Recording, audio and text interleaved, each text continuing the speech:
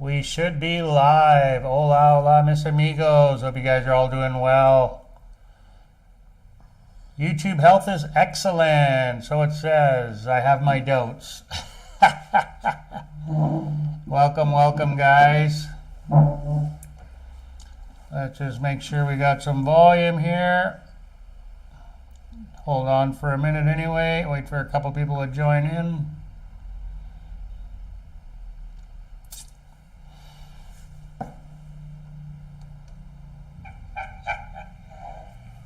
Welcome, guys. No notification yet. Let's just make sure we got some volume here. Everything seems good. Hold on for a minute anyway. Wait for a couple. So we got some cookies in the oven right now, so we'll hang on for a second here. Jennifer's making us some delicious cookies, some healthy cookies. They're not that delicious, but they're okay. Yeah, they need okay. chocolate chips. They need chocolate. That's what I say. I tried to get by with cocoa powder, but that doesn't. Maybe with a little more honey. I'll add more honey next time. Yeah. Welcome, my friends. Thanks for joining us. So in this live, we're going to talk about safety in Mexico and the real cost of living. I know we've done both these topics before, and so has a million other YouTubers, but we're going to give you our perspective again. Well, and why is that? It's because we still get questioned about it. Yes, that's one of the at least monthly, I would say. Yeah, that's two of the biggest questions we get asked about is the safety. Do we feel safe walking around? And the cost of living. You know, I think some people have a misconception about the cost of living here, and also about the safety here. That you can't trust everything you read online, obviously, just like you can't trust everything on the internet. Like I'll just tell you before we even start any of this, when I was doing my research on this, guys, I was getting different figures, different numbers from different websites. Like no two websites were the same as far as, you know, when I'm talking about the safety, well, even the cost of living. I mean, it depends on the area you're living in and what day of the week it is. And, you know, there's so many factors for both of these topics. You could go on and on for days about both of the topics. And like I said, when I was researching the safety in Mexico and how dangerous it is and all the homicides and whatnot, I was getting different figures from every website. Almost was something different, you know. So there was no two are the same. So I tried to break it down as best I could, and so we'll give you our spin on it after being here for 2.5 years. So welcome, my friends. Thanks for joining us. We truly appreciate it. God bless you all. I'll just add my 2 cents here. I trust zero sources of information, whether it's internet or more traditional modes of media, such as television or newspaper, etc. I don't go to Facebook for information. I for many, many years since I was a teenager, what I see and what I hear is what I believe. But, yeah, well, I mean, not that I don't go to the internet for information, but I go to it knowing that it could be misinformation. Biased. Yeah, whatever. Yeah, misinformation or biased. Yeah. So. Yeah. And that includes us. So we always stipulate that we are only talking from our opinion. Yeah, never mind the mainstream media. Most people realize now that that's, you know, can't be trusted. But whoever's got the biggest bankroll owns. Yeah, and even the internet. I mean, like I said, when I was doing my research, almost every website that I went to was giving me different numbers and different figures, you know, so, you know. Anyway, we'll carry on here. I'm going to keep an eye on Jen's cookies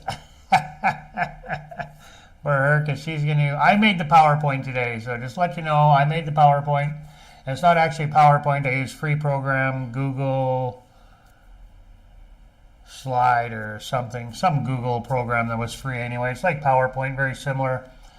So if it's no good, if it's not as good as Jen's, that's why, because I made it. I'm sure it's fine too. Yeah, I'm sure it's fine too. But how do you make it move? So this one here, I have to click on it over here, and then I can go like this. Boom. So until I click on it, so now if I bring the mouse back over here to this screen, you're not going to be able to do that. And you can't click on it until you move the mouse over, click it, and then you can use the arrow key to go up and down with the slides. So Makes sense.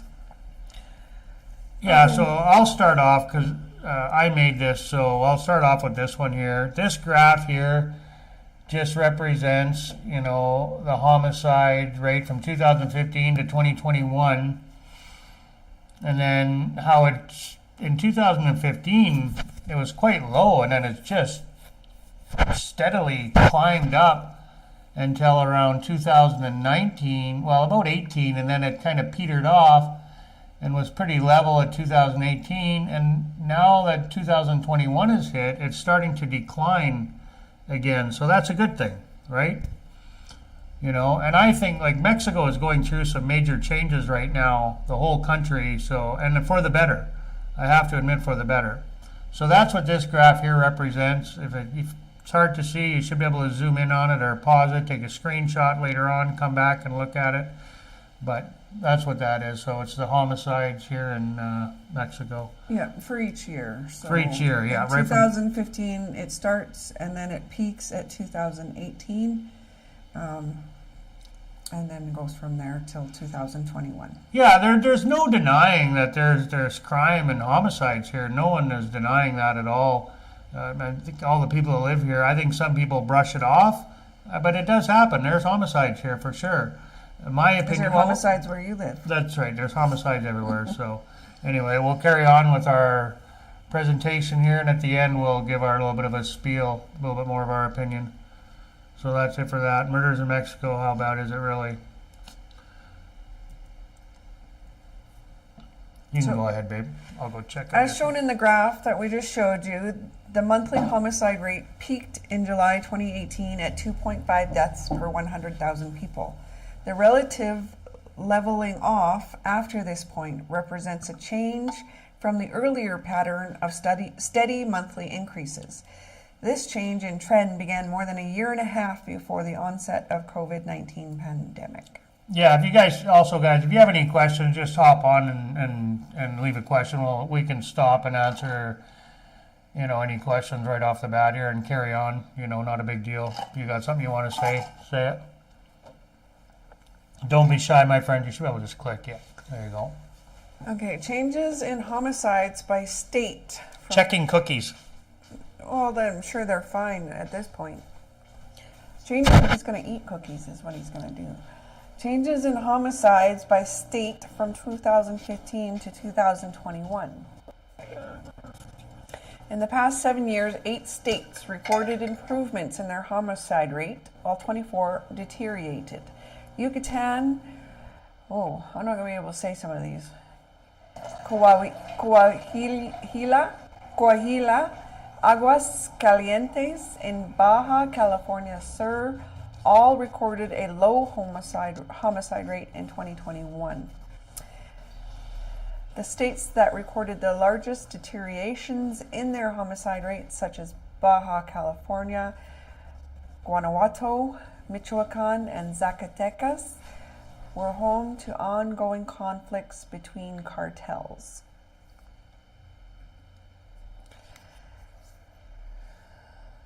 Some stats found on the web. Homicides in Mexico by weapon. Firearms were the leading cause of death for both male and female homicide victims. Between 2015 and 21, the proportion of male homicides committed with a firearm rose from 61% to 71%, while the proportion of female firearm homicides rose from 37.8% to 56.8%. These numbers show that in the past 7 years, guns have become the primary means of homicide for both men and women in Mexico.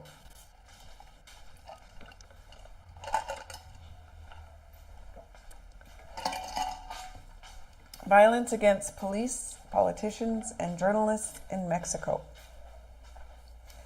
The killing of security forces, political figures, and journalists remain a major concern in Mexico.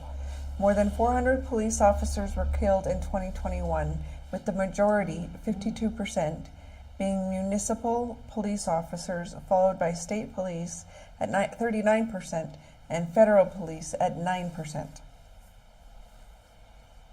Mexico remains one of the most dangerous places in the world to be a journalist. Since 1994, 142 journalists and media workers were killed, with most of these murders not prosecuted. Within the first 3 months of 2022, 7 journalists and media workers were killed in Mexico. Most journalists killed in the last few decades have covered issues related to organized crime, corruption, and politics. Increase in Mexico's homicide rate. The homicide rate in Mexico is most likely underestimated. There are large numbers of missing persons in Mexico, a proportion of which may have been victims of homicide. The overall increase in Mexico's homicide rate in the last 7 years can be linked to organized criminal activity. In particular, clashes between criminal groups which compete for territory, markets, and access to strategic trafficking routes have led to pervasive insecurity throughout the country. So now we go into other statistics looking at around the world. So the top 10 countries with the highest murder rate per 100,000 people. Yeah, and Mexico's not even on the top 10. Yeah. You know. So there's El Salvador is at the top, Jamaica, Lesotho, Honduras, Belize, Venezuela, St. Vincent and the Grenadines, South Africa, St. Kitts and Nevis, and Nigeria. Mexico's not even on that list, but we just finished saying how dangerous it is here. So. Yeah, and like I said, when I was researching that, this really kind of surprised me because I thought for sure Mexico would have been on the top 10, but it's not. It's not even on the top 10 of the most dangerous countries in the world. So that just goes to show you. And I looked at other sites too, and I couldn't find anywhere where it put Mexico as a top 10. It was pretty much these same places, almost everyone. It varied a little tiny bit, but Mexico was never on the top 10. But another thing I want to add too is probably 98% or 95 or more of these homicides are bad people killing bad people. Like, you know, it's gang war, you know, stuff like that. So yes, it's sad people get caught in the crossfire, absolutely. You know, and there is human trafficking here, and there's human trafficking everywhere around the world, which is really, really sad. You know, and kidnapping, I mean, that happens here as well, for sure, and it happens everywhere around the world. So, you know, no country is perfect, right? Like, there really isn't. But is there safer places in Mexico? Absolutely there is. For sure there's safer places to go than Mexico. For sure. Well, my thought on that is, yes, the cartel is here. Yes, they're big baddies. But in Canada, I can't speak for the USA, I've never lived there, but in Canada, you've got, there's gangs. Maybe you don't call them the cartel, but there's gangs. There's like the Hells Angels, their activity throughout Canada. Just because it's not being reported doesn't mean it's not happening. So besides the Hells Angels, then you've got, you've got your Asian gangs, and then you've got your Somalian gang, et cetera, et cetera. So like there's like a lot of gangs, and you're kidding yourself if you don't think there's gang activity, aka cartel activity, in other countries besides Mexico. Yeah. Yeah, they're just not called the cartel. And they're called that's gangs. my opinion. Yeah. Yeah, they don't call them the cartel. That's right. They're called gangs. But it's the same kind of criminal activity. Absolutely, yeah. Same kind of criminal activity, yeah. So, and they're in every major... And why is it not reported in Canada? Like, for example, I don't remember who told me this, but they were in the newspaper business or something. I don't remember. It was a long time ago. But they said anytime you read a story and they're saying there was youth violence or youth crime or whatever, it meant gangs, and they just didn't report it as gangs. So they're reporting the crime, but they're not reporting that it's gang crime. In Canada anyways. But every country in the world reports cartel crime and whatever crime in Mexico, because like it's hyped. The crime in Mexico is hyped beyond anything else, and it has been for generations. And it's not something I understand, because every country has crime. And I don't know how the per capita crime rate between Mexico and other countries looks like. We didn't research that. But I'd be curious to know, because like the population of Canada is like a fraction of a percentage of what it is in Mexico. So I think per capita, I'm curious to see what it looks like. Yeah. I don't know why it's making Sorry, this. that's me. Missing our friend Kay. She's arriving tomorrow, so she wanted our location. I turned everything off. I don't know. So, hope the volume's okay, guys. You can hear us okay? Everything's good. I checked it earlier. It sounded okay. Just want to double check. If you could let me know if the volume's good, that would be great. Okay, so we'll carry on with that. Top 10 countries with the lowest murder rates per 100,000 people. So Japan at number 1, Singapore, Hong Kong, Luxembourg, Indonesia, Norway, Oman, Switzerland, United Arab Emirates, and China. Yeah, so there's obviously safer places than even Canada, safer places than USA, safer places than Mexico. There's a lot safer places that you could go. Oh, hey, Chris, thank you so much for that, my friend. Really appreciate it. How you doing, buddy? Thanks for hopping on.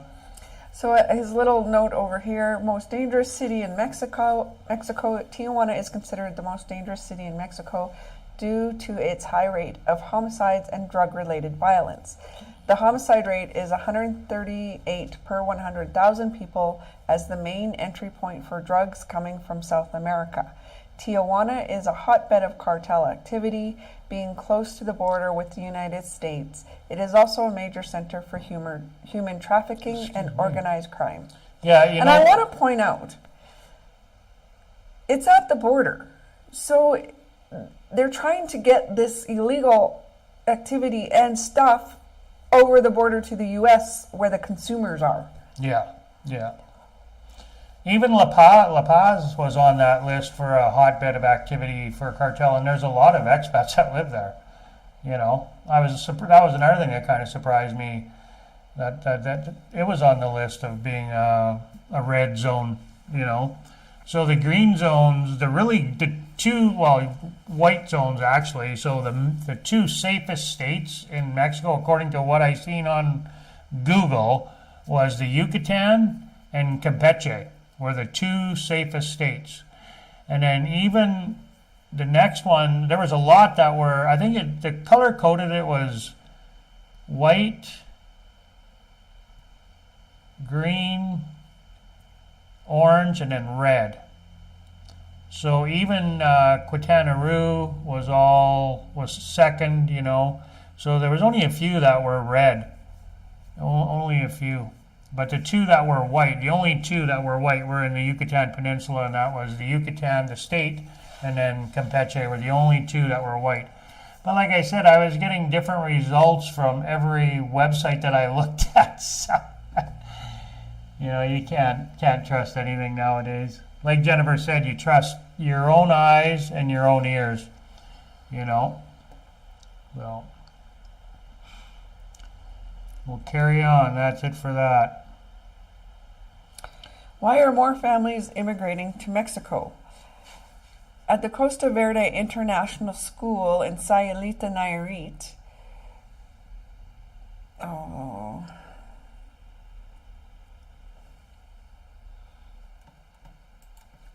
Has it got the line on it? You can't Oh, read? I can read it over here. Sorry, guys.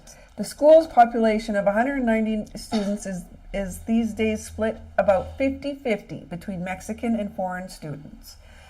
Okay, so Mexico has become an increasingly popular place to live for retirees and remote workers from around the world. According to the latest figures from the Federal Statistics Agency, more than 1.2 million foreigners live in Mexico. That's documented foreigners, and there's probably another million that aren't documented that live here. Because I know we've met a few. Nearly 300,000 more than a decade ago. But do you know Mexico is also a hot relocation spot for families with school-aged children? While Mexico doesn't publish data on the family makeup of the foreign population, the number of extranjero families living here appears to be significant and growing. Just look at the number of Facebook groups and blogs dedicated to families living in or immigrating to Mexico. Visit any school, plaza, cafe, or mercado, that's the cookies, Okay. in an expat enclave, and you are bound to find parents and kids of oh, God, too fast.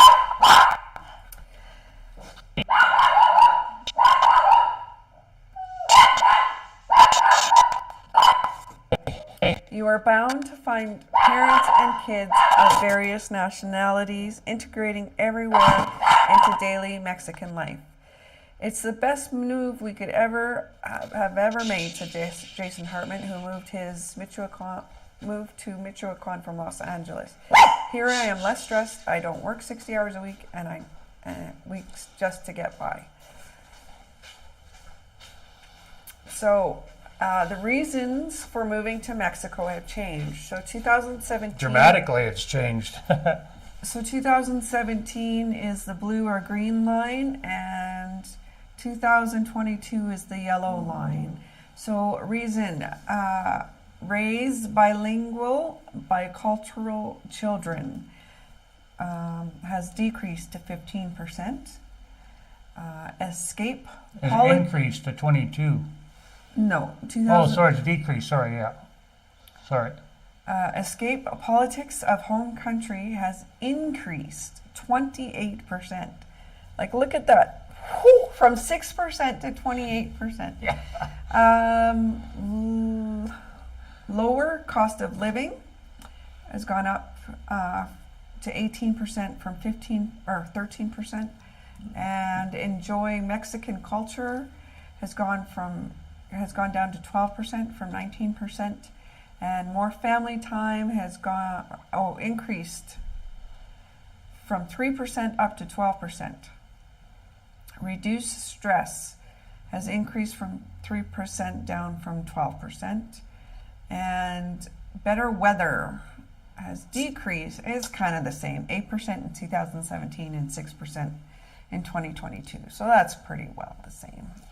Yeah, there's been a lot of decreases, but the biggest increase was the political reasons, people leaving their country to... there's three. That's a huge increase. Three increases were political. Yeah, lower cost of living, the political... Lower cost of living, and job-related move, yeah. Now, I don't know if they're taking into I missed that one, account... Yeah, I don't know if they're taking into account, like, people are moving, like, job-related because they're working remotely, right? I don't know. Doesn't say. Yeah, I don't know either. Like, you don't have to move. If you work remotely, you don't have to move to Mexico to do it like I did. No, exactly, no. So I don't know. I wouldn't. You wouldn't think that would be... That wouldn't be your reason for moving. Yeah. Your job wouldn't be your reason for moving. Not if you're working remotely, no. So that just tells me that the economy is booming. Yeah. If people are moving here for jobs. Yeah. This really doesn't surprise me, but again, how accurate is it? Like I said, every website I went to, I got different numbers and figures, but it's kind of interesting. I thought this was kind of interesting. So we'll carry on with that. There we go. We're done with the crime in Mexico. That's it. Is it really cheaper to live in Mexico? Before we carry on, though, we should say a little bit more about our opinion about how we feel about safety in Mexico. Because I've had people ask, you know, do we feel safe walking down the I street? personally feel safe. I walk the dog alone. We wouldn't be here if we didn't feel safe. Yeah. Like but I would not be we're here not doing anything, if I didn't feel safe. Like the lives we lead, we're not doing stuff, like we're not out late at night, like we're in bed early, and we're not partying, and we don't do drugs, and you know, we're not in any criminal activities whatsoever. No. Like nothing criminal whatsoever. Yeah. So we're not involved in that lifestyle, and we're not involved in the party lifestyle. So if you avoid those type of things and you lead a pretty normal life like you would back home in Canada or the US, and you know, you're not a bad person, chances are you're going to be just fine living here. And like I said, we wouldn't be here if we didn't feel safe. If I felt that I was, oh my God, I can't go out because something might happen to me, then I wouldn't be here. I would move. I would go somewhere else. I refuse to live my life in fear. That was one of the biggest reasons why, you know, well, another reason why we got out of Canada. We didn't want to live our life in fear anymore, you know, with what was going on. So yeah, I don't want to live my life in fear. So no, we're not afraid here. And even to walk downtown at night, I would walk downtown, no problem here at night. And no, I don't need to be carrying a knife or a gun or anything. I don't feel the need for it. So I have no problem walking around, even at nighttime. So, anything else you want to add to that? Yes, I mean, I touched on it a little bit already, but yes, there's crime here, but there's crime all over the world. That's right. It's just more hyped in Mexico, and I think it is more hyped like here. when, you know, there was something that went down in Sinaloa. I don't remember what, a year or two ago. I don't know how long ago. Within the time that we lived here, something went down, cartel related, and people are asking me way over in the Yucatan, "Are you okay? Are you okay?" Oh yeah. Like, you know, like, and that's not a place that is on our bucket list to go visit. So, you know, it's a big country, guys, with a lot of people in it.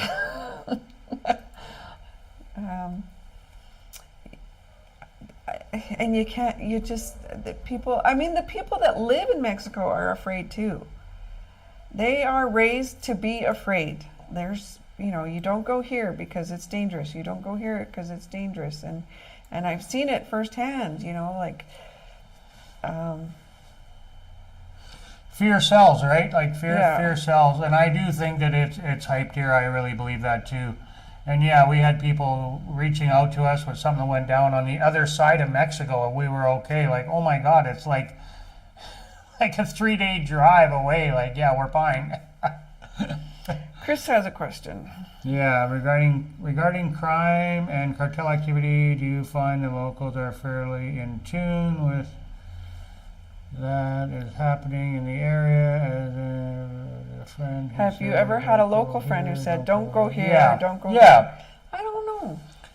Well, yeah, when we were with, I don't know about really in tune, but I mean, they recommend, you know, like stay off the certain roads at nighttime. Like when we went to Chiapas, Jessica's mom said, don't take that route going at nighttime because it's dangerous, and she was probably right. You know, when we come back, we seen fires on the middle of the road, you know, like you could tell that they had fires going on the middle of the road.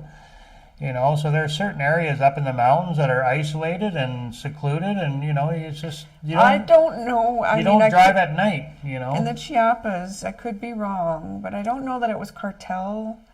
No, I don't think it was cartel. I think there's political unrest. Yeah, and here too, even in the mountains here. I mean, I wouldn't go driving off into the mountains in the middle of nowhere at, you know, after dark, you know, on a strange road.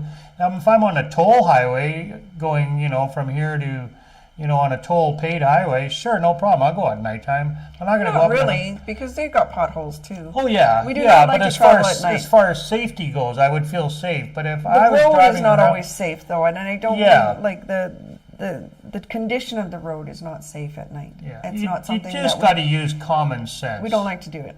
Yeah, you just got to use And common sense. when you get to your destination and it's dark, well, the streets are in terrible condition as well, and perhaps you don't know where you're going. So we do avoid traveling at night. At nighttime, yeah, mostly because of the roads, not because it feels dangerous. But we know also, where we're smart enough to know that we're not going to go up a mountain road, at 10 o'clock at night where we don't know that area, right? It's different in the Yucatan. Like we're not in the Yucatan anymore.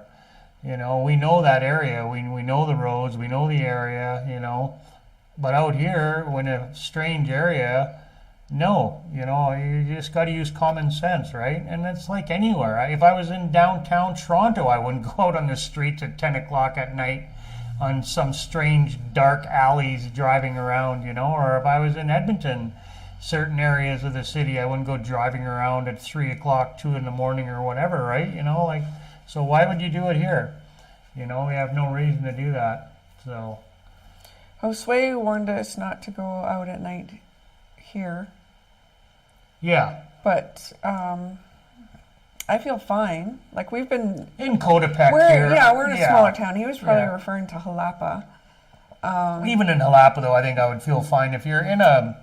If you're in a populated area, that's the thing. If you're going to go somewhere like to the square, where there's a lot of people, then I think even at nighttime you're going to be totally fine. Mm-hmm. You're going to be fine at nighttime in the downtown square at night at both places. But at night, when it's dark, not like midnight, just night. Yeah, well, like down, 7. They're talking about being off the beaten path, like odd down side streets, right, where there's nobody around, that type of thing at nighttime. But in a populated area at nighttime where there's restaurants and bars and, hustle bustle activity, you're going to be just fine. There's not going to be anything going on. Maybe a pickpocket or something like that. But yeah, as far as heavy crime, no. You're not going to get mugged or kidnapped in, a populated area. So, okay, we beat this topic to death. Let's get off of the... That's it for questions from Chris. Thank you so much for joining us, you guys. We really appreciate it. We'll carry on with my slideshow now. We'll start talking about, is it really cheap in Mexico? I'll tell you right off the bat, it depends where you are. And I'll tell you right now, Merida's not cheap. Sure, you can live if you're a single guy, and are a single person, and you don't travel around, you don't have a car, you don't pay for health insurance, and you're a vegetarian, sure, and you don't go nowhere, sure, you can live pretty cheap. Or if you're just going to hang out in your little bubble area there in Merida, sure, you can live pretty cheap, yeah. Depending what you want out of life, right? If you want to have, if you want to sweat and not have air conditioning and, or if you're lucky enough to get a place that has solar panels or you don't pay for the power. Power is not cheap here in Mexico, that's another thing, right? And then again, every area in Mexico is going to be different because obviously the beach towns are going to be more money, the Caribbean's going to be more money, the cities are going to be more money, any of the cities, are going to be more money. Yeah, your power rates are not equal throughout the country. No. It's a federal endeavor and they charge you different rates depending on where you live. Yeah. Yeah, we found the power to be more... If you live on the beach, it's more. It's more, yeah, the power is more. I think they figure because you live on the beach that you have more money. The power seems to be more money on the beach. Or you're using the most AC, so you're using the most resources. Yeah, yeah. Who knows? Okay. We'll carry on with that. Oh, I just bumped that. Ooh, careful. Oh, I gotta click this over here. With my mouse. There we go. There we go, there we go. Okay, fruits and vegetables are definitely cheaper. Food in Mexico can be relatively inexpensive for a few reasons. Yeah, throughout all of Mexico, I would have to say, I can't say for sure, but I take an educated guess. Throughout all of Mexico, fruits and vegetables are relatively cheaper than Canada. And we're speaking from this point, Canada only. We don't know the cost of food in the USA. So just speaking Canada specifically, I'm sure in California where fruits and vegetables are grown might be cheaper there, I don't know. or in Florida maybe, but from Edmonton, Alberta, or Canada, no, it's definitely not cheaper. So Cheaper here. Mexico has a strong agricultural sector that produces a variety of fruits, vegetables, and grains. This abundance of locally grown produce can help keep prices down. That's it. We'll carry on. Again, guys, if you have any questions, just hop on. Don't be shy. We can stop. Food and beverage is generally cheaper in Mexico. Whether you're at the grocery store or dining out, you can likely spend a lot less. For instance, you can go on a taco date night and spend $12 US in total for 2 people and end up with 2 full bellies. Now, if you're adding booze to the order, it's going to be much cheaper than Canada and probably cheaper than most big cities in the USA. Yeah, beer is definitely cheaper here. Well, all booze is cheaper here than Canada. Booze in Canada is taxed Taxed pretty heavily, yeah, like the cigarettes and booze in Canada is taxed brutally heavily. When I quit smoking, I think it was almost up to $20 a pack for a 25 pack of cigarettes. It was over $15. It was pushing $18 for a pack of smokes, and you could go to the U.S. I think and probably buy a pack for like $5-6. You know, and it's all tax.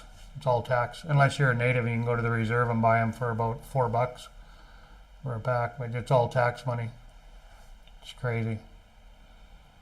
So, I shouldn't say all the booze here, because I imagine a lot of the imported stuff, beer is definitely cheaper, but some of the imported stuff is probably on par. We're not big drinkers. Like I know, like Bailey's and that, if you buy stuff like that from Costco here, you're going to be paying, pretty much the same as what you'd pay back home for the imported stuff, I would imagine. I don't think there's too much difference there Well, as far as the imported and stuff. also mezcal is stupid. Like, if you buy mezcal in a tourist hot spot like Cancun or Puerto Vallarta, you just don't, because they're hosing you like incredibly. But also, mezcal here has become what's that word? Artisanal. So everybody's doing it and they're putting their spin on it. Whereas before, like when I studied here in Mexico, mezcal, nobody drank it. That was the crap that you didn't drink. You drank agave. Nobody drank mezcal, and now it's become, No, it's the other way around. Yeah, Now everybody's drinking yeah, mezcal. they're becoming, whatever. More trendy. It's trendy. It's a trend. So I would imagine it's still cheaper than in Canada, but I don't know. Oh yeah, I would imagine. I Yeah. don't know. But yeah, it can be pretty pricey here. Like friends of ours bought some in Holbox and spent a ton of money on it. It was good. I don't think it was worth what they spent. No, they paid way too much. They got a coffee tequila. Paid tourist prices. Yeah, they got a coffee flavored tequila, and we mixed it with cream. It was really good. It was so good. Yeah, but if you're going to buy stuff like that, you're better off to wait till you go on an excursion and go out into the smaller towns, the smaller communities. Yeah. So if you're if here, we find a cheap mezcal place, we'll let you know. But Yeah. it's not something we're usually in the mezcal market for. So I don't know. I'll let you know. okay, then we'll carry on.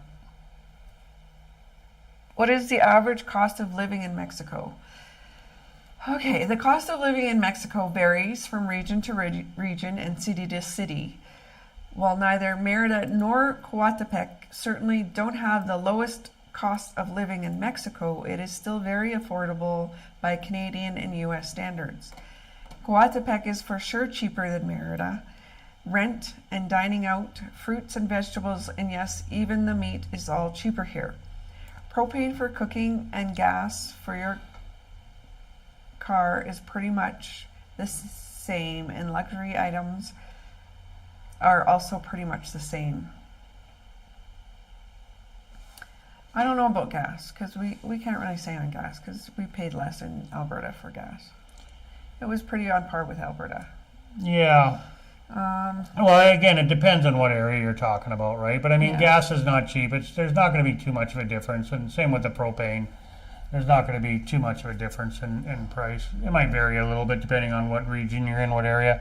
Obviously, you know, if you're up in the Northwest Territories, it's going to be way more versus, you know, somewhere south, you know, depending on what region. But there's not going to be a heck of a lot of difference for most people. The beach towns and big cities like Merida and Mexico City will have a higher cost of living. Surprising to us, Puerto Vallarta housing cost is much higher than the Caribbean side of Mexico, a fair bit higher than, say, Merida even. Now, if you lived on a budget and took public transportation without doing much for travel, you could easily live in Mexico on $1,000 US a month, but that would not leave much of any for savings or travel. In a beach town in the Yucatan, you could find a one bedroom for rent for around $500 US a month. Yeah, you absolutely could. And if you budgeted yourself, you know, with your dining out and you know, your cooking habits, you could live on $1,000 US a month. You wouldn't be living high on the hog, and like I said, you wouldn't have much for savings or anything, but you could do it for sure, you know. And I gotta say that it'd be pretty tight, but you could do a lot of the housing in Progreso. So Progreso is where most people want to be because of location. So that's where everything is. Whereas Chicxulub has next to nothing, and Cholem and Treburna, they're very nice homes, etc. But they're further away. Like there's not a real big grocery store. I mean, you got a Willie's, but I mean that's a ripoff. So Progreso is like where it's at. That's the location, and the homes in Progreso are old, and it's typical that you have air conditioning in the bedrooms and not the main living areas. I mean, there's exceptions, of course. There's rebuilds, of course. There's new builds, of course. But on whole, they're really old. So what you're getting for that $500, I don't know. Right? Yeah, well, Karen The had a house pretty we nice. lived in Progreso. Karen had a pretty nice place. Karen. That apartment. Yeah. And it wasn't much over 500. I don't think it was over that. No, it was close to 1,000 Canadian. Canadian, I'm talking U.S. dollars here, 500 Well, US it wasn't. No, it was more than 500 US. Was it? I don't think it was much And it more. wasn't a one bedroom. It was a It was a bachelor suite. yeah. It was a If bachelor. she was paying close to 1,000 Canadian for it, Was it that much? I thought it was less. I think it was 800 US. And it was Anyway, you can not get a bachelor, you can get a studio. That's the word I want. yeah It was a studio. Yeah, you can find places out there that are around 500 if you shop around. If you're a single person or older couple, you know, you only need a one bedroom or a studio apartment, you know. So they are available. Also, I want to add, you know, like massages are cheaper here than back in Canada. I can't say for the US. You know, to get your hair done, hairdressers, I don't have to worry about that. That's cheaper here. Manicure, pedicure, dramatically cheaper than Canada. Same with the massage and the hairdressers, dramatically cheaper. Cell phone and internet, cable, all that's all cheaper here than our experience where we lived in Canada. Quite a bit cheaper. Dental work obviously is cheaper here. Going out to the movies is cheaper, you know, and you have more variety for dining out. Like there's no place in Canada where you're going to go buy street food, you know. That's just, you know, 12 months out of the year. Very few places, you know, that offer something like that where you can go down and get street tacos for, like I said, $12, you know. Might not be the healthiest meal, but it's still a meal, right? You know, I mean, not that it's totally unhealthy, but I mean, you wouldn't want to eat it all the time, but you know, you can eat relatively cheap if you want to dine out. You know, we'll get a couple street tacos and a Coke or a bottle of water or whatever, right? You know, it's not expensive. So it's, Consistently, the biggest portions of our budget are rent and groceries. yeah, and that'll be for most people. It'll be rent and groceries will be your most expensive items will be rent and groceries, I think, right? So if you can figure out So, how to beat those two things, hey. Probably. yeah. Well, if you're a vegetarian, like I said, if you're a vegetarian, you could live a lot cheaper here. A lot cheaper here. So that's it. You read all that. We'll carry on. So I just threw, this is our last budget that we did. This is December's budget. So I just threw that out there. Check it out. Chris, I got to make you a little bit bigger over here, Chris. Chris says cell phone plans in Canada are among the most expensive anywhere. Gross. Yes, we are completely raped in Canada when it comes to that. I have issues with that. But Well, I think it was, if cable I'm not too, right? mistaken, it was Google did Let me go back. You won't be able to click that till I get back. they did a report, and I'm pretty sure it was Google, and it was years ago now, but they said that Canada had the most expensive internet, and it was no better than a third world country. The service was no better than a third world country, and they were paying the most for it. In my opinion, fiber optic is way more available here in Mexico than it was in Canada. Fiber optic was only just available months before we left Canada in our neighborhood. Yeah. So, and there's been very few neighborhoods, like the last neighborhood we lived in Merida, that was your only option, was fiber optic, but it was a brand new provider. Well, I shouldn't say that. Satellite internet was also an option, but it's pretty expensive still. More expensive than the fiber optic. So, but yeah, we've pretty much not had a problem with internet. No, it's We've had well, we did have issues cable. at the last place. We had cable, we had fiber optic, we had, Laura's was satellite, but it was crap, and we used our own. Yeah, we had two internets at that place because we had We to had a have, contract. yeah, we had to use up our well, we had to anyway because for Jennifer's job, she had satellite internet, but wasn't the Elon Musk internet, and it wasn't. It was poor quality. It was Terrible. It was good in a pinch if the other one, our main one, was down to just surf the internet and look at Facebook. I wouldn't want to. You could stream TV with it, but it wasn't the best internet.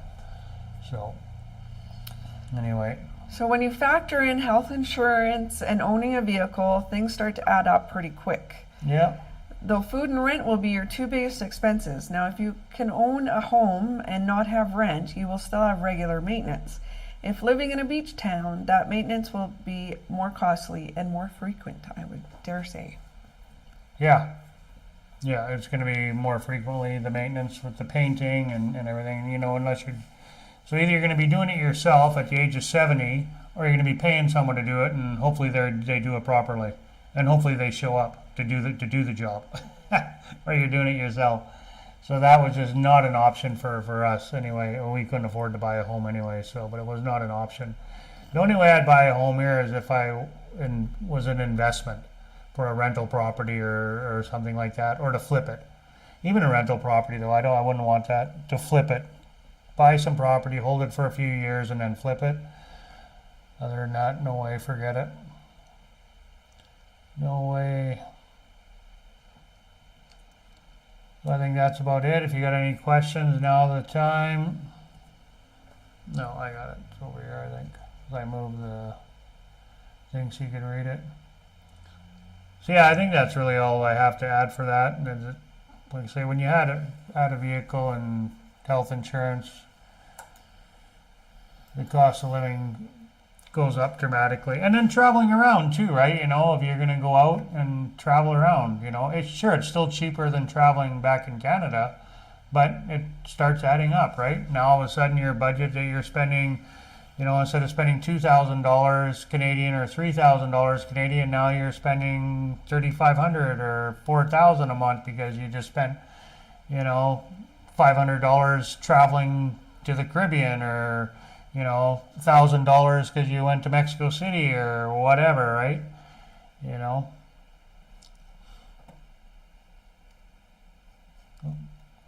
So that's it, that's all. It's not cheap to live here. There is cheaper places in the world, just like there is safer places in the world than Mexico. There is absolutely cheaper places than Mexico to live, for sure. 1,000% there is. And as more, it's supply and demand, right? Like as more people flock here, obviously it's driving up the cost of living for everybody. Everybody. You know? Yeah. And I mean, I don't... And even like, well, I just want to speak about Merida for a minute, because so many people get the misconception that it's the gringos are driving up the cost of living in Merida. It's not just the foreigners that are driving up the cost of living in Merida.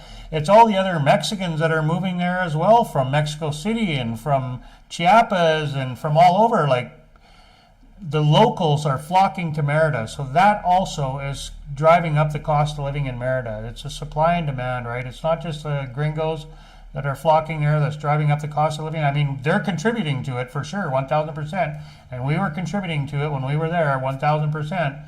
But so are the locals driving up the cost of living by them moving there as well. So, and I mean, that's common sense, right? Like anywhere in the world, right? When you flood a market, it's prices are going to go up. So, and yes, there's cheaper places in the world than Mexico, and there's definitely safer places than Mexico. Yeah, when we landed in Mexico, I kind of figured I'd be working for 5 years before I could retire. And then we burned through our savings like nothing within months. And I went, okay, maybe I can't retire. So and now my brain is like, if I ever want to retire, I'm not sure it's going to happen in Mexico. Might have to look somewhere else. I mean, that's nothing concrete. It's just a thought that's flitting through my head, but and that won't be anytime soon. But I can't see a retirement date for me anymore. Okay, we'll carry on.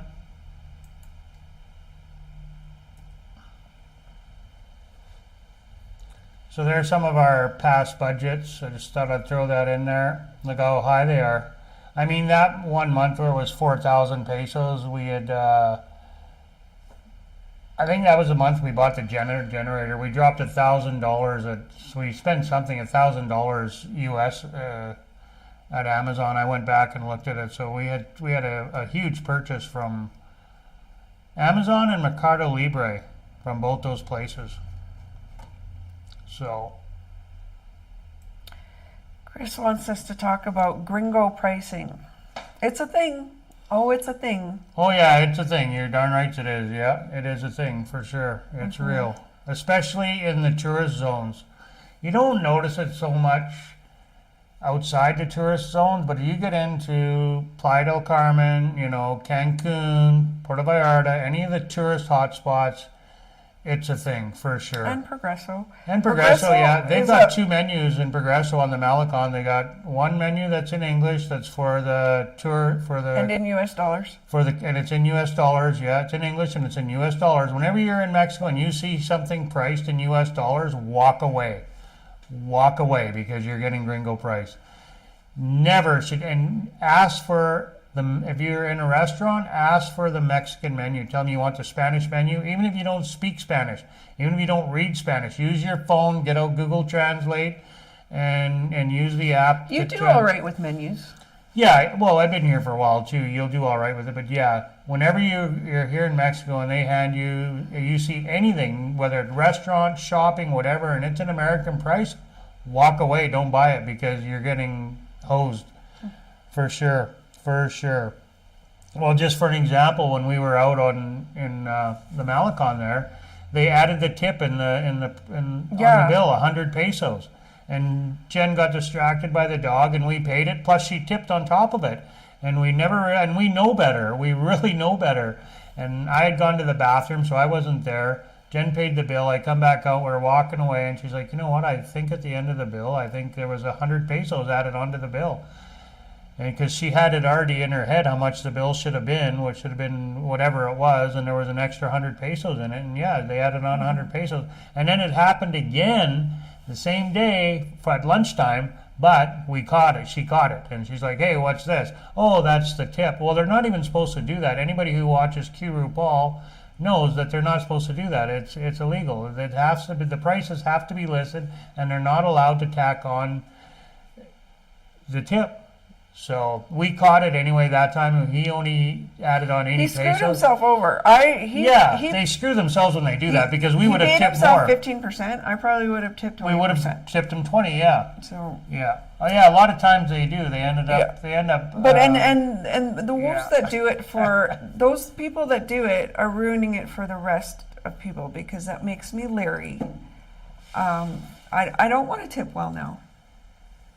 You know, well, you can't let a few bad apples, spoil it. So keep that in mind. Yes, Gringo Price for sure. It happens. Absolutely 100%. Yeah, he wants to know how you recognize it. And I don't know. I guess you just figure it out. Talking to people, expats that have been there a while, or local friends. I mean, you meet couples that are, Mexican gringo mix, and like George and Hilda there. Hilda will not let George go into the stores with her. Yeah. Or the markets with her. Like, no. Yeah, she's stay in the car, stay hidden, don't get out. And Lysander's the same way. Yes, Lysander's the same way with Riley. Because as soon as they see the white person, then they figure they're going to charging them more. Now, Hilda is Yucatec, and George is from the USA. And yeah, she doesn't let George come shopping with her because she's afraid that she's going to get Gringo Price if George is with her. Big, tall, skinny, lanky white guy from the USA. If you're watching, hi guys. I know they watch our channel. So I kind of get a kick out of that. And then Riley and Lysander. I mean, Lysander is Cuban, but she speaks Spanish. So she tells Riley, when we're trying to hunt down for a fishing boat at one time, she's like, stay in the car, don't come up. Big, huge 250-pound white guy, 230 or whatever he is, 6'4", 6'5", blonde hair. So yeah, that's a real thing, man. But like I said, more so in the tourist areas. Like, I didn't notice it too much in Merida and that, and even here I haven't noticed it at all here, really, So. No, not here. No. I think it's other more, than in Veracruz. So. Yeah, in Veracruz, but that's a tourist. We're on the Malecon, right? Yeah, their menus were bilingual. They're probably doing it to the locals too, not just to us. And you got to remember too, in Progreso, it's a cruise port. Yeah. So if it was just the expats living there and that's it, I'm sure you wouldn't see it so much. But because the cruise people come,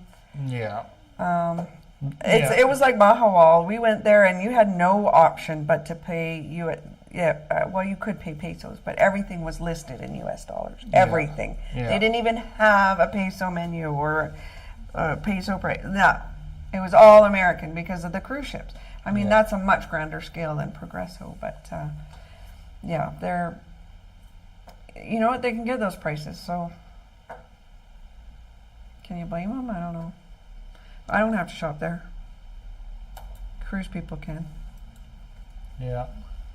And I think too, like, eventually, like, we bought those blankets in Progreso, and I think they figure out that they probably figure out pretty quickly if you're a resident, and there might be a little more willing to negotiate, I think. I don't know. Just don't go shopping on a cruise ship day. Yeah. I don't know. Yeah.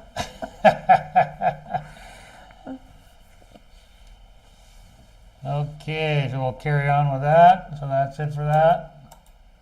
Yeah, we could go on for days and days of these topics, right? And it's going to vary so much in the area. He's asking how we deal with it, and I don't know. I guess you just don't go back. Like our first day in Progreso, we rented a table, and they didn't give us any change, and they wanted more money. Yeah, we never went there ever again. No. Yeah, we just never never didn't went go there. back. Yeah. So. We gave our business to people that were No, kind we went and honest. bought our own stuff. Yeah, we went and bought our own stuff. Yeah, that's pretty much what we did. We went and bought Yeah. our own stuff. Yeah.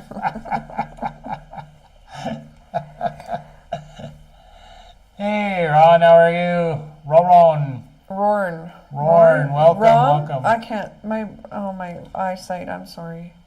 I think it might be Rom Street Food. No, RORN. Is Welcome, my friend. Thanks for being here. Yeah, like I say, we just take our business elsewhere. You know, we don't go back. I think a lot of times what happens is, you know, they think that you're a tourist, right? That you're not living there. So, and little do they know, you're going to be back every weekend spending money. So we just took our business elsewhere. You know, not a big deal. That's how we dealt with it. Same way I would deal with it at home if I got poor service or felt I got ripped off somewhere. You know, I'd just boycott that There was place. one time I thought maybe we were getting Gringo priced in Campeche for a hotel room, so I just had Jessica call, and she got the same price. So Yeah.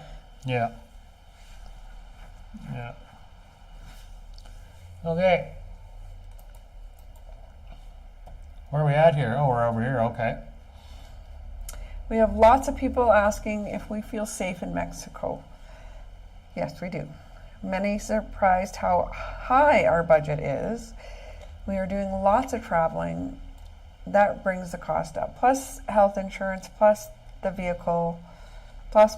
There's always a plus. Plus, yeah. And we're, dropping that habit of being a consumer takes time. We're doing much better this go around. I think things are going to get better for us until we get back to the beach towns.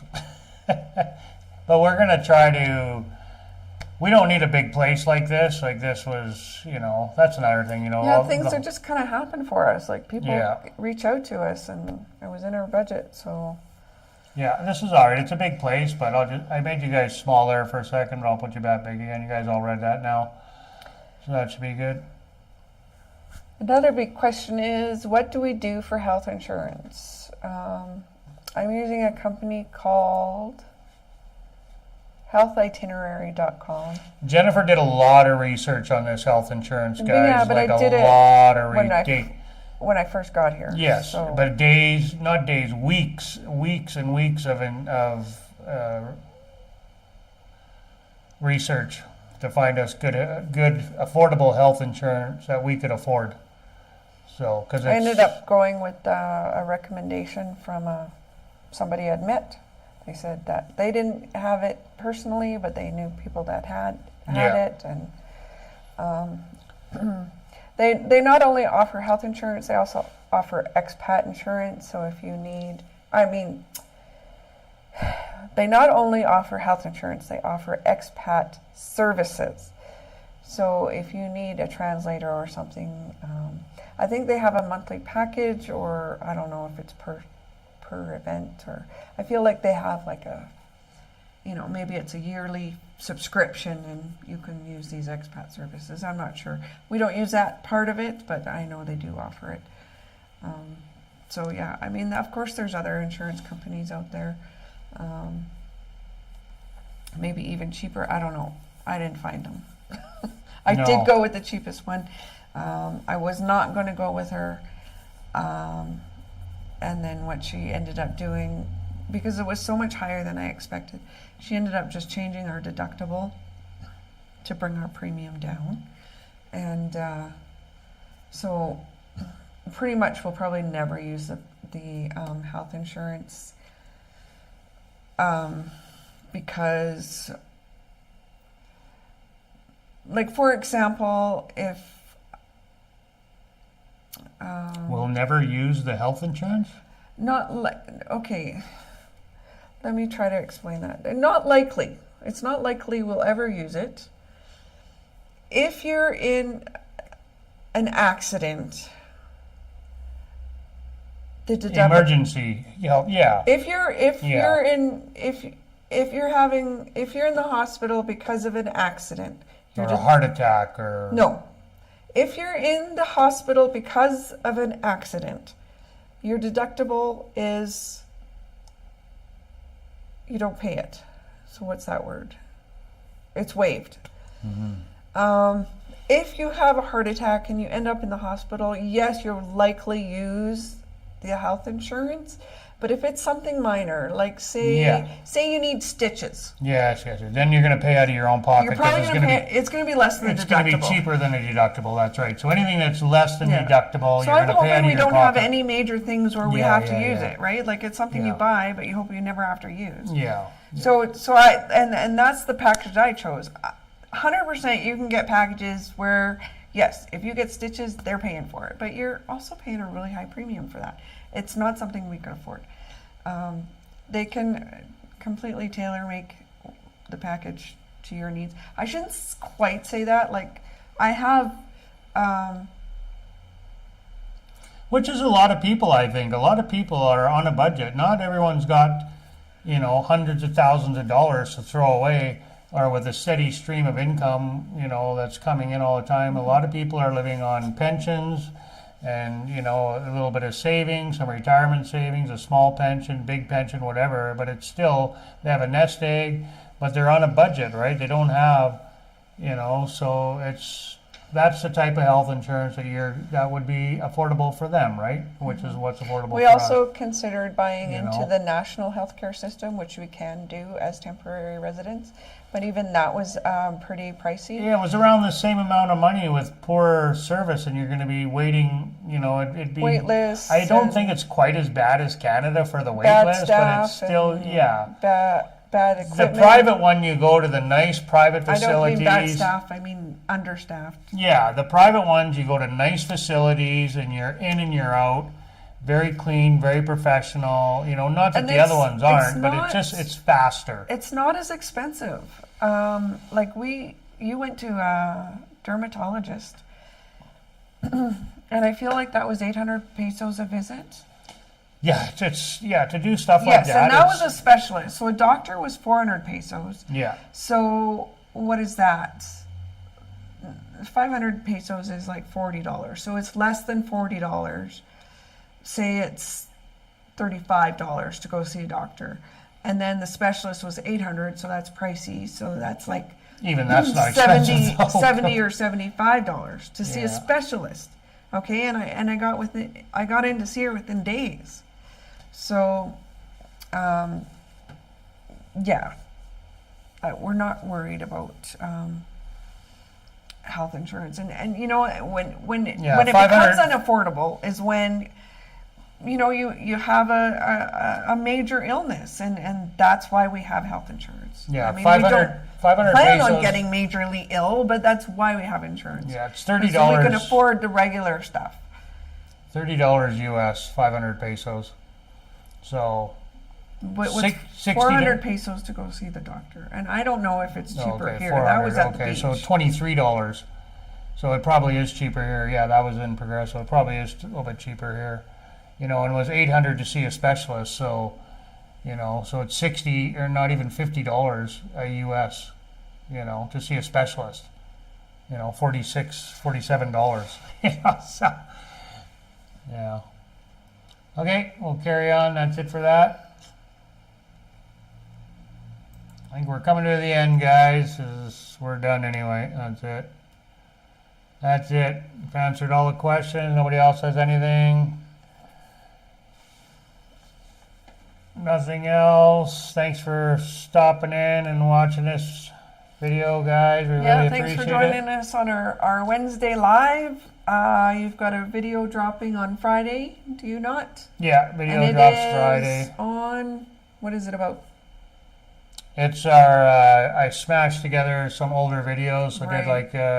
highlights. Highlight reel. 2 years of living in Merida. Some highlights of us being here. And then the following week we'll do our... following Friday will be our... We've got an extra live coming this week. Well, I shouldn't say extra. Our trip to Veracruz. Okay. That's what I was looking for. Our trip, so we'll start back after this now with our weekly activities here that we've been doing. After this Friday will be just a smash up video, which is already all ready to go. And we have a guest coming, and she's agreed to do a live with us, but I don't know what day that's going to happen. Yeah, so we're going to have an extra live. We're not sure when it's going to be. Kay, so we'll be talking with her. She travels back and forth from Canada to here. She drives, her and her dog, a Labradoodle. She owns property in Chicxulub. She was our neighbor. Wonderful lady. So she's a single solo traveler here for now. And she will be moving here full time eventually, but right now she's a snowbird, but she does own her own home in Chicxulub, and it's quite a nice place. Big home, nice with a pool, all fenced in, couple blocks from the beach. Beautiful, beautiful home. She's a very nice lady. You've probably seen her on shorts before. You've definitely seen her dog, Jackson, her Labradoodle, on shorts. I don't think Kay's been on any videos. I can't think of her. When we went to Via Hermosa. Oh, when we went, yes, she was on a video, yeah, when we did the cenote that me and her rappelled down into. And she did a much better job of rappelling down into the cenote than I did.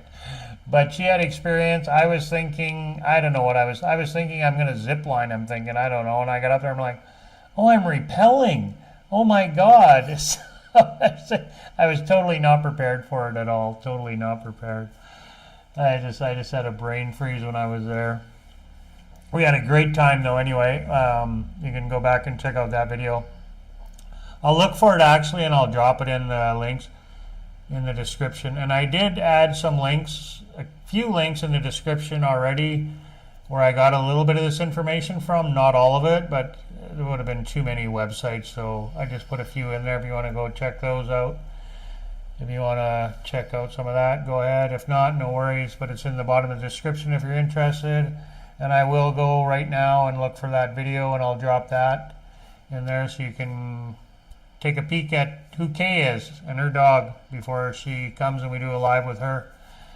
And my Monday live will carry on as normal. I got my videos all ready to go. So my coffee with a Canuck will be, I don't know what we'll talk about. We'll talk about something on Monday morning. But I do know the video that's going to be playing is going to be me biking here in Coatepec. So you're going to get some first-hand live footage of me biking in Coatepec. Plus I think I got some driving video in there as well of this area. It's all here. It's all here. No more Yucatan. It's all here. That's it. So it's all Veracruz now. Chicos, thank you so much. God bless everybody out there. Hasta luego. Peace on earth. Thanks for joining us. Gracias. Muchas gracias. Give us a thumbs up, please, and thank you. Thanks again, everybody who hopped on and chatted with us. Really appreciate you guys. And the ones that just watched, we appreciate you guys too, man. Really do. Peace. Be kind to one another as always.